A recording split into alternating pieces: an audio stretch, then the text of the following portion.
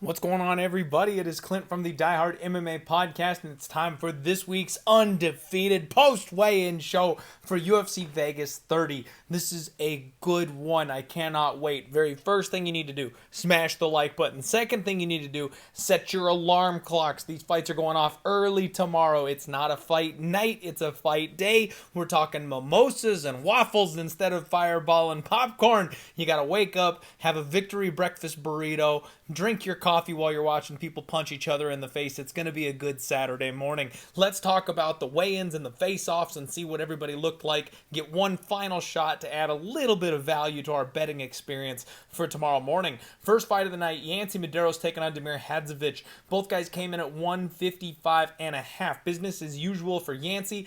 Damir, however, looked jacked. This man is a mutant right now. He's got the biggest back I've ever seen. He's added more muscle than I've ever seen. He's in redonkulous shape. We talked about this the last time they fought. It's a little concerning that he's making a quick turnaround because of some kind of an injury, undisclosed. Not really sure what it was. I was leaning kind of dog or pass in this spot. You know, my guest Gianni on Monday said he's got a big play on Damir Hadzovic. I'm definitely looking more towards Damir at this stage simply because of the incredible shape and condition that he's in. That doesn't happen by accident. Now, I'm actually on the under. My official play for this one is on the under. So as long as someone gets finished, I don't care who it is or which direction it goes, but I'm kind of more expecting it to be Damir at this point. When they faced off, Damir had a significant size advantage. When I expected, Yancy Medeiros has a nice reach advantage, but I thought that Yancy would also have a slight size advantage, or they'd at least size up relatively well, but Damir is obviously the bigger man in this fight. It was a respectful face-off, but this is going to be a good one to kick our night off.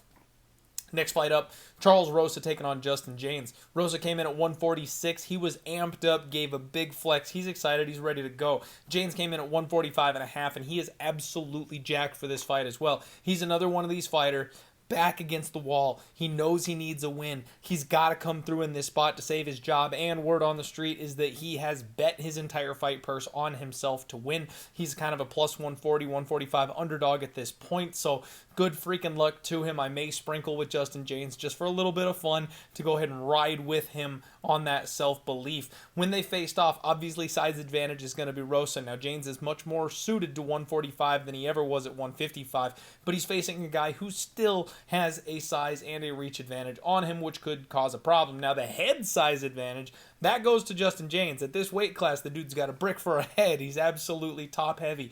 They were talking to each other the entire time, but it seemed it was in good spirits. It seemed like it was respectful. They gave like a little fist bump at the end of it. So that's one where, I mean, you got to say that the proven UFC commodity Charles Rosa is probably going to get the win, but the degenerate in me wants to ride on this train, wants to go ahead and roll with the underdog Justin James. He can end anybody's night in the first round. We've seen that before. So if he's going to get this fight done, he's going to get it done early. I want to watch this one, probably not be overly exposed to it from a betting perspective, but Justin James seems like a fun little sprinkle for me to take a trip on. Not going to be an official pick or anything, not a lot of money, just a little bit to enjoy. Julia Avila taking on Julia Stoliarenko. Both women came in at 135.5, and this was really the spotlight for me here on the weigh-ins this weekend. Julia Stoliarenko was the one who passed out and had that awful weigh-in about a month ago. She fell over. They picked her up. They tried to get her to weigh in. She fell over a second time. It was scary, the condition she was in the last time out. This time, she made it very quickly to the scale. She looked extremely relieved when they called her class. She moved well, no issues. Very excited to see that she's good, she's healthy, she's ready to go for this fight. Avila came in smiling, in a good mood. She did the heart hands thing. She's always in a good mood. She's always smiling. Julia Avila is a fighter I'm a fan of. She never has trouble making weight. Now, when they faced off, I am surprised at now that's going to be a theme for this entire video, by the way, is my shock here. I was surprised at how big Stoliarenko is. We talked about how Avila is going to be the better striker. She hits harder. She's probably more physical. Stoliarenko has a tendency of pulling guard rather than using offensive grappling to get her opponent to the floor, but she's got a significant size advantage here over Avila, and that's something that I didn't really expect. If she is the heavier, physically stronger woman, maybe she does get some takedowns, and I've thought this whole fight through with Stoliarenko basically ending up on her back. If she ends up on top, then Avila could be in serious trouble. And with this type of a line, that's not someone that I want to be touching. Julia Avila is the biggest favorite on the card, minus 350, minus 357 in some places. 360. She's all the way up to minus 360 in one spot. Stolyarenko is a plus 275, plus 280 underdog, and she's a dog with a chance, especially with that size advantage. Not touching this one from a betting perspective, but very surprised at that size difference. Marcin Prachnio taking on Ike Villanueva. Marcin Prachnio came in at 206. Ike came in at 205. Prachnio gave a big flex. Dude is thick. He's well muscled. He's in good shape. And Ike Villanueva came in. He gave a good flex here as well. He is slowly transforming his body. I've talked about this a couple times about a couple people recently that have made it to the UFC level. And over time, you see that transformation. They're putting in the work. They're treating themselves like professionals. They're constantly in fight camp. They're working with good people. They're changing their diet. They're changing their exercise routine. And you see that pay dividends month over month over month when we see them over and over and over again. That's Ike right now. Ike is turning into a professional MMA fighter. He's not the flabby guy carrying a beer belly anymore into the cage. He looks good. He looks sharp. He looks ready to go here. And another pleasant surprise for me. Slight size advantage to Marcin Prachnio. I expected him to have a significant size advantage here. I thought that he was much bigger than Ike Villanueva, but the fact is, he is just a barely slight bit taller than Ike. Ike actually sized up extremely well with Marcin. And I've got the underdog here. I took the stab on Ike Villanueva at plus 185 earlier in the week. That line's dropped all the way down to plus 160. I still stand by what I said. I think Ike's going to be the kind of guy to crash the pocket, get in close, and knock this dude out. He's going to test the chin of Marcin Prachnio, and we've seen that go poorly in the past before. The size of Ike is something that really made me excited because I think it's going to make it that much easier for him to get in there and make this a tough fight on Prachnio. I thought he was going to be a decent bit smaller than he actually is when they finally sized up. It's crazy. You see the numbers. Sometimes the stats are wrong on the UFC site, and they just don't match up to what real life is. So you get a picture in your brain of how these fighters are going to look with each other, but you never really know until they get in there and they stand face to face. So love seeing these at the weigh-ins, and that was fun for me. The next fight up, Warlley Alves taking on Jeremiah Wells. Both guys came in at 171. Warlley Alves looked good, moved well, no issues, which is always a feather in the cap. Warlley Alves is that fighter that you never know which version of him is showing up. Looks like we've got the good version of Warlley Alves, in my opinion. Jeremiah Wells, UFC debut coming in on short notice. This is a thick little muscle monster, man. I mean, he is absolutely built. Gave a big flex. He's ready to go. It was kind of a fun weigh-in. He got up there, and him and Warlley Alves both had some Monster label water bottles, and they cheersed before they rehydrated after their face-off. That's going to be a fun one. No idea what to expect there. Big step up for Jeremiah Wells. You'd expect Warlley Alves to come through and get it done, but we've seen him quit in the cage before, so who the hell knows? That's a fireball and popcorn fight if I've ever seen one. I'm not betting on that one. We'll just wait and see what happens. Shavkat Rakhmonov taking on Michel Tractor Prazeres. Rakhmonov came in at 170.5. He was stoic, locked in, no concerns. He looks like he's ready to go here. Michel Prazeres came in at 170 flat, and he is a brick shithouse. This dude gave a gigantic flex. I mean, he is short, he is stocky, and he's about 2 people wide. It's ridiculous how big this guy is. And they look like they're in different weight classes. I mean, it's crazy how much bigger, taller, longer Shavkat Rakhmonov is. But like I said, Prazeres is about 2 of him wide. So this is going to be interesting when they get in the cage. If Michel gets in on those legs, I mean, we know those tall guys have those pogo stick takedown defense types, so he might not be able to get him to the floor, but he could also just overpower him and body him to the mat. And if Shavkat gets trapped under Michel Prazeres, it could be a very long, long night for him. So another one that I am not touching. I'm high on Shavkat. I like what this kid does. Michel Prazeres' head is going to be perfect knee range for him, so I absolutely can see the knockout coming in this thing. But at the same time, Prazeres is one of these never-aging Brazilian veterans that just keeps on coming and ages like fine wine. So if he comes out and smothers this kid, I wouldn't be at all surprised. Kennedy Nzechukwu taking on Danilo Marques. Both guys came in at 205.5. Kennedy came in calm, great shape, no issues, walked on and off the scale quickly, efficiently. His opponent, Danilo Marques, came in solid shape. He's another one, a lot like Ike Villanueva, that I'm impressed with the transformation his body is currently going through. He's definitely putting in the work and turning into a professional athlete himself. When they faced off, now this is another one that I was very pleasantly surprised because my guy, Kennedy Nzechukwu, has a size advantage here in this fight.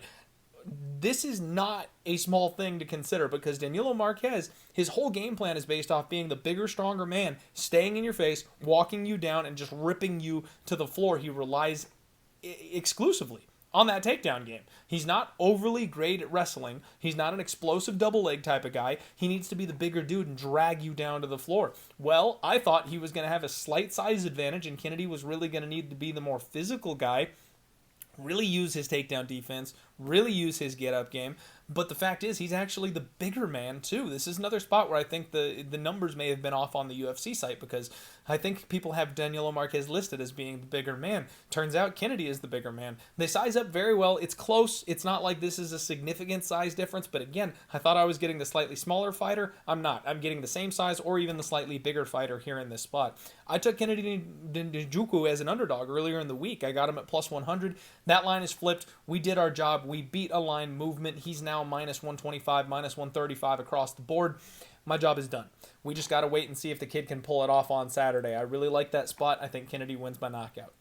Renato Moicano taking on Herbert. Moicano came in at 156, dialed in, looks good, ready to go. Herbert came in at 155.5, and he actually looked really good too. He moved very fluidly, seems confident in himself. He's tall, he's long. Nothing really to be too surprised with there. These guys size up extremely well. Slight height advantage for slight thickness advantage for Moicano, but it's really not anything to write home about either direction. These guys really do have a good body type there to go with each other. Both guys seem excited. It was respectful. Not a lot to take away from the weigh-ins. They're both just kind of ready to go for this particular fight.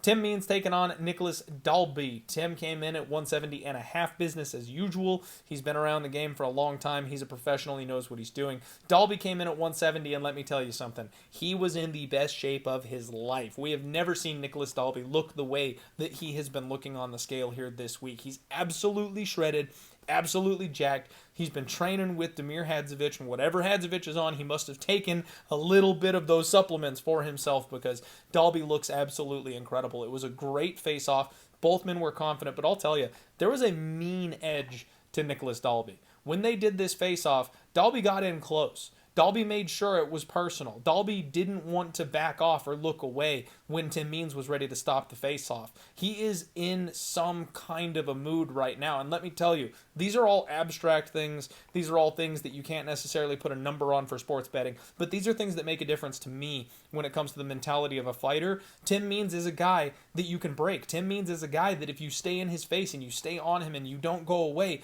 he's a guy that will cave late in the fight. We've seen him have some chin issues with opponents that do that to him. And the way that Dalby is looking right now, the physicality, he's never looked this good before, the mean spark in his eyes, he's looking for violence. He wants to hurt somebody, and that's exactly the type of thing that terrifies me about being a Tim Means backer in this spot. Now, the problem is, I made a bet on Tim Means earlier. I laid minus 165. Money has since come in on Dalby. Some people caught this before it got to the mainstream, before I was able to see it. That line has come down. Dalby's a plus 110 underdog. So I am extremely tempted to hedge here. I want nothing to do with this fight. I want out. I don't want to be involved in this fight, and I definitely don't want to be laying that price with Tim Means. The only problem is the line is gone. I'm going to have to lay like a unit and a half on Nicolas Dalby to be able to win back the amount that I laid on Tim Means, which means if I was right the first time and Tim Means does end up winning this thing, I'm kissing away a half of the unit just for free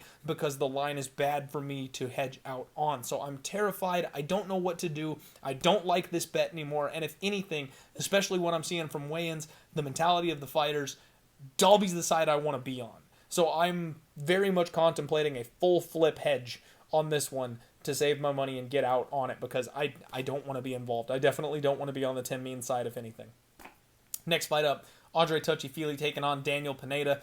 Fili came in at 145.5. Pineda came in at 145 on the dot. Fili business as usual. He's always an intense guy. He looked good. No issues. Pineda came in absolutely shredded, maybe just a little bit sucked out, but that makes sense. He's got a lot of muscle mass on him for this weight class.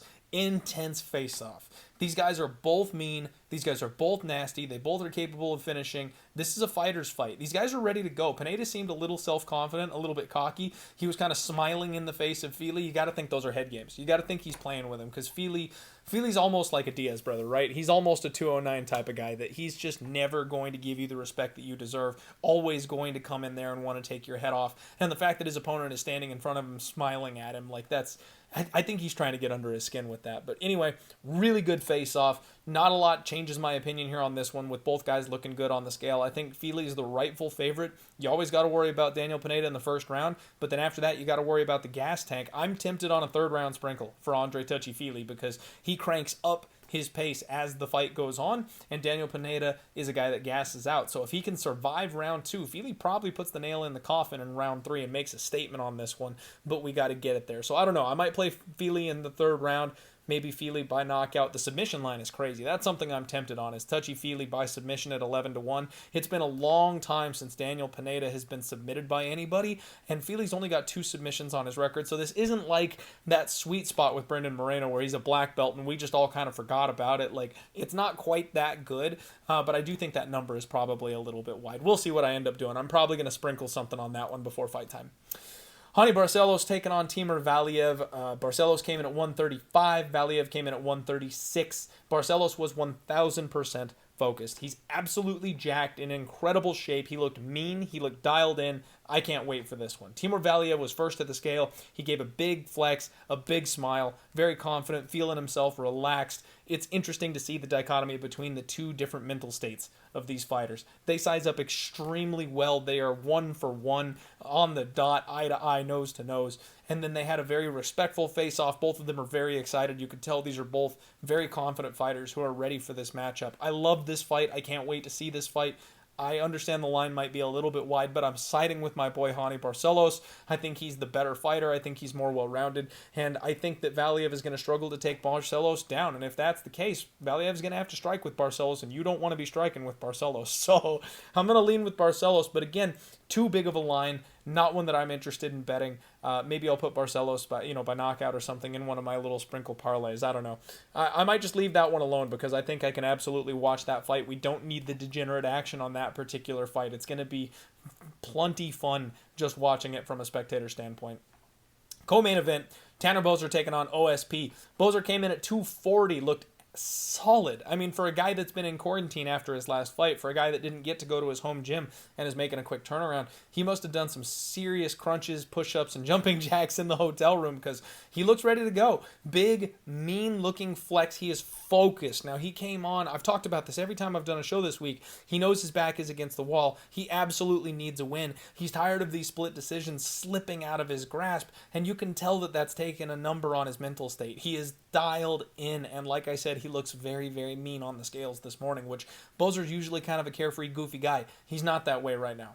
OSP came in at 230. 205er moving up short notice to heavyweight, taking on this fight. He came in with a big smile. He looks like he is very happy. He did his classic snake pose thing that he does, and you could see some abs popping out. He looked like much better condition this time around than last time around, so you can expect to see a better version of OSP. When they faced off, these guys are the same exact height, and it's crazy because we talk about OSP, he's a gigantic 205er, he would fit right in at heavyweight, and then you see him next to Tanner Boser, and you're like, all right, they size up good, and then they turn sideways, and you're like, oh shit, Boser's thick. That's the difference between a 205er and a heavyweight in the UFC, because they might be the same height, they might have the same reach, but Boser is barrel-chested compared to this guy. Boser is thicker in the arms compared to this guy, so it's crazy that we always think OSP could totally just walk up to heavyweight whenever he wanted to. The fact is, nah, probably not. He's probably a little too thin for heavyweight. It was an intense face-off. I gotta tell you guys, Boser is not messing around.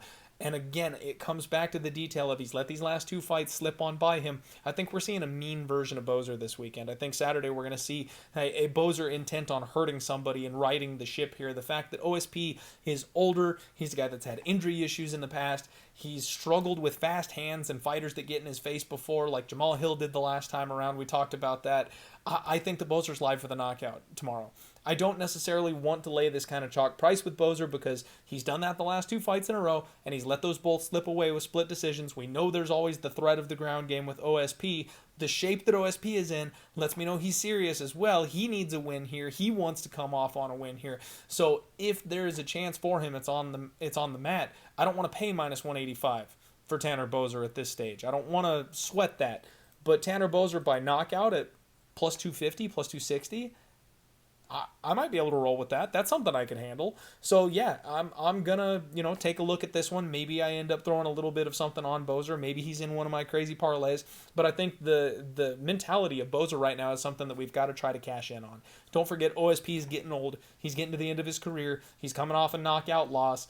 He's moving up a weight class. All those things, red flags. So there's a chance that Boser is going to be absolutely live for that KO on Saturday, and I might possibly take it.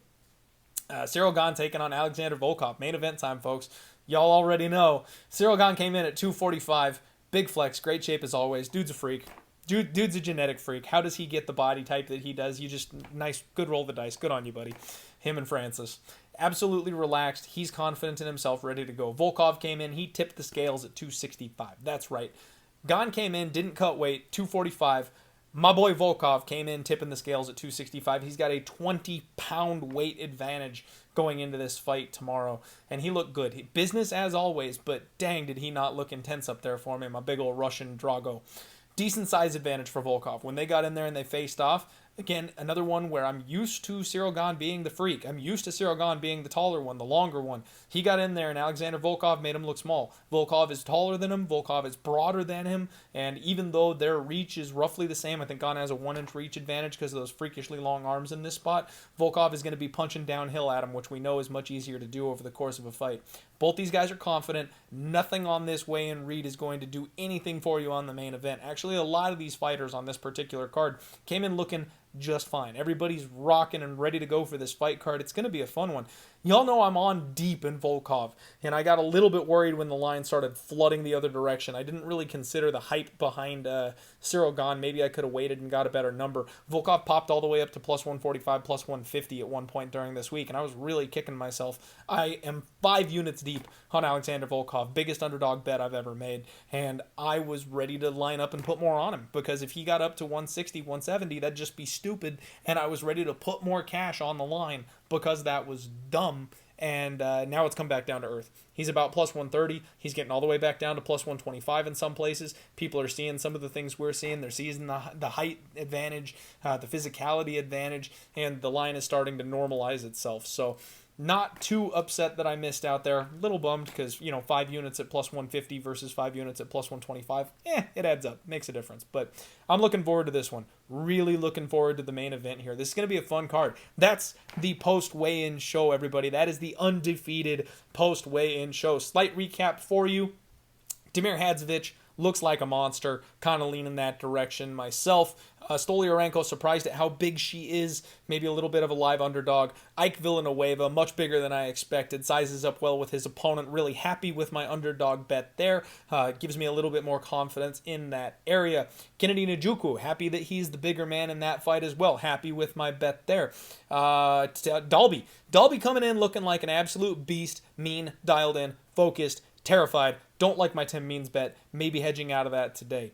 And I think that is about it. Boser and Volkov. Both of them looking good. Boser dialed in, mean. I like that. I may back that. Volkov, huge size advantage. We knew that beforehand, but looks a lot more pronounced than we expected when they actually size up and face off there. So lots of good stuff. Lots of good stuff this week. Good luck on all your degenerate action. It's a good week to make some money. And with these cards, we know that anything can happen. We've got a lot of really close fights. So some of us are going to be on the wrong side of some spots, and some of us are going to look like geniuses for calling these spots out of thin air. So good luck. I hope you're on the right side, and let's roll.